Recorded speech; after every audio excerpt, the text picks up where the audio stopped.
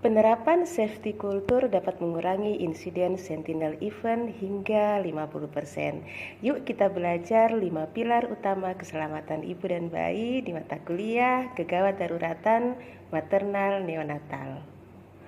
Coba deh bayangin suasana di ruang gawat darurat ibu dan bayi. Sirine, suara monitor, orang-orang bergerak cepat, adrenalinnya tinggi banget. Setiap detik itu berharga. Nah, di tengah situasi yang genting kayak gini, di mana satu kesalahan kecil aja bisa fatal akibatnya, sebetulnya ada sebuah sistem yang bekerja di balik layar, yang mengubah semua kekacauan itu jadi sebuah keteraturan. Jadi, pertanyaannya gini, di tengah situasi hidup dan mati yang serba kacau itu, apa sih yang sebetulnya menyelamatkan nyawa? Apa cuma karena dokternya hebat? Atau bidannya jago? Ternyata jawabannya bukan tentang satu orang pahlawan, tapi soal kekuatan sebuah sistem yang dirancang dengan sangat teliti. Jadi di satu sisi, yang kita lihat itu kan kekacauan. Stresnya tinggi, keputusan harus diambil dalam hitungan detik, informasinya banyak banget. Tapi di sisi lain, di baliknya itu, ada sebuah sistem keselamatan yang bekerja. Sistem inilah yang menciptakan keteraturan, yang mengubah situasi yang tadinya acak menjadi sebuah metode yang presisi untuk menyelamatkan nyawa. Oke, terus gimana cara kerjanya? Nah, sistem ini tuh dibangun di atas 5 pilar utama.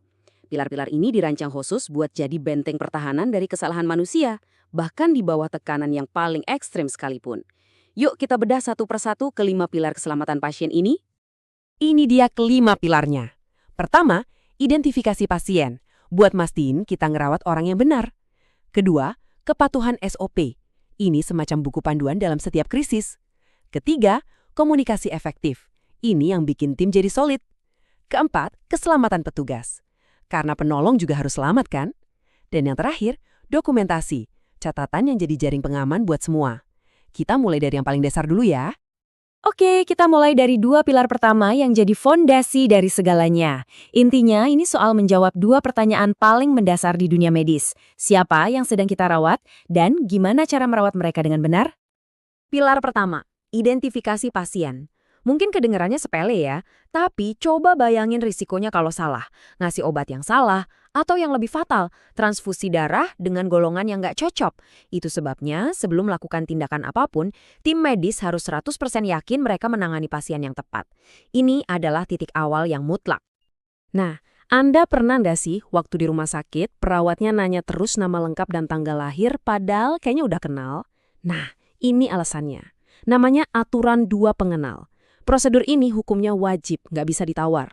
Mereka akan selalu tanya, ibu nama lengkapnya siapa, tanggal lahirnya kapan, terus dicocokin sama gelang pasien. Sederhana, tapi ini adalah garda pertahanan pertama yang sangat kuat.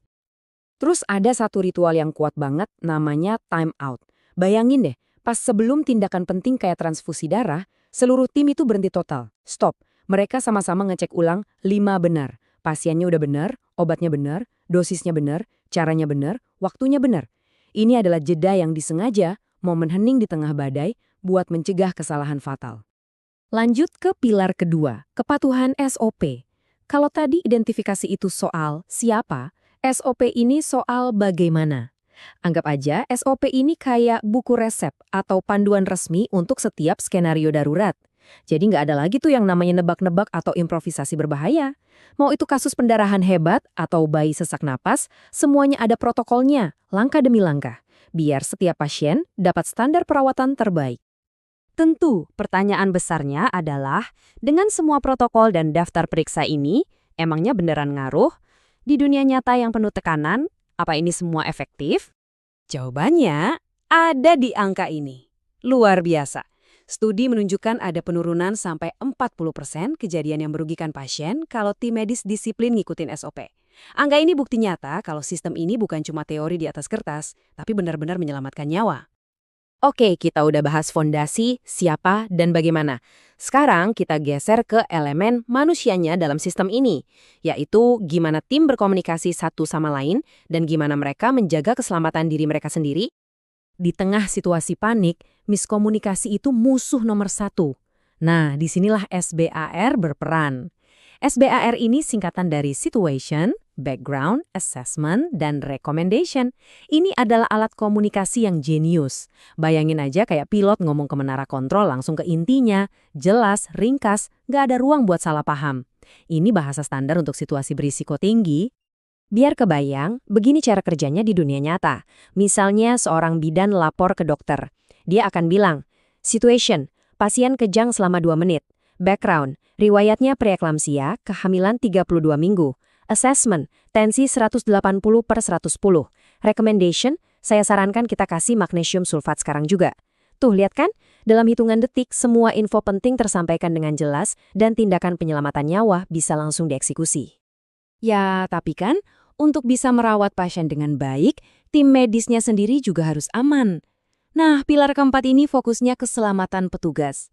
Mereka itu menghadapi banyak risiko loh, ada risiko biologis, kena paparan cairan tubuh, risiko fisik, kayak cedera punggung, dan tentu saja risiko psikologis karena stresnya luar biasa. Keselamatan mereka itu syarat mutlak. Terus, gimana cara melindungi mereka? Pertama, jelas dengan APD atau alat pelindung diri yang lengkap. Dan kedua, lingkungan kerja yang super teratur. Kenapa keteraturan itu penting banget? Karena dalam kondisi darurat, hitungannya detik. Semua peralatan darurat harus bisa dijangkau dalam waktu kurang dari 30 detik. Jadi, lingkungan yang rapi itu secara langsung berarti respons yang cepat dan aman. Nah, sekarang kita sampai di pilar terakhir, yang sering banget dianggap cuma kerjaan administrasi. Padahal, dokumentasi itu adalah jaring pengaman yang super penting. Ini bukan cuma soal ngisi-ngisi formulir, tapi soal menciptakan sebuah catatan yang bisa ikut menyelamatkan nyawa. Jadi, dokumentasi darurat itu ibaratnya rekaman real-time dari semua yang terjadi detik per detik. Apa yang dilihat, apa yang dilakukan, dan gimana respon pasiennya. Catatan ini punya banyak fungsi, sebagai bukti hukum, sebagai alat komunikasi antar petugas jaga, dan yang paling penting, sebagai data untuk belajar dan memperbaiki sistem perawatan ke depannya. Biar nggak ada yang kelewat, banyak tim pakai format namanya SOPI. Ini bukan sekedar formulir, tapi cara yang sistematis buat menceritakan kisah lengkap sebuah insiden. S. Subjektif. Apa keluhan pasien? O. Objektif. Data yang terukur. A. Assessment. Diagnosisnya apa? P. Plan. Rencananya mau diapain? I. Intervensi. Apa yang sudah dilakukan? Dan E. Evaluasi. Gimana hasilnya? Lengkap, janin nggak ada cerita yang terpotong. Oke, kita udah bedah ke 5 pilar sistem ini. Tapi sekarang, ayo kita mundur sedikit. Kenapa sih semua ini penting buat Anda sebagai pasien atau keluarga pasien? Apa artinya ini semua di dunia nyata? Nah, ini poin kuncinya. Kalau lain kali Anda di rumah sakit dan perawatnya bolak-balik nanya nama dan tanggal lahir, jangan kesal. Justru itu tandanya bagus, tandanya mereka sangat peduli sama keselamatan Anda. Kalau Anda lihat tim medis berhenti sejenak sebelum melakukan tindakan, itu juga pertanda baik. Komunikasi yang jelas dan catatan yang rapi, itu semua adalah tanda kalau Anda berada di tangan yang aman. Ini bekal buat kita semua untuk mengenali seperti apa perawatan yang berkualitas itu. Sebagai penutup, saya ingin meninggalkan Anda dengan satu pertanyaan untuk direnungkan. Dengan semua kemajuan teknologi kedokteran yang ada sekarang, mungkinkah inovasi yang paling berdampak itu sebetulnya bukan mesin canggih atau obat baru, tapi justru pengembangan sebuah sistem dan budaya yang sangat fokus pada keselamatan? Mungkin saja, mencegah kesalahan adalah pencapaian medis terbesar dari semuanya.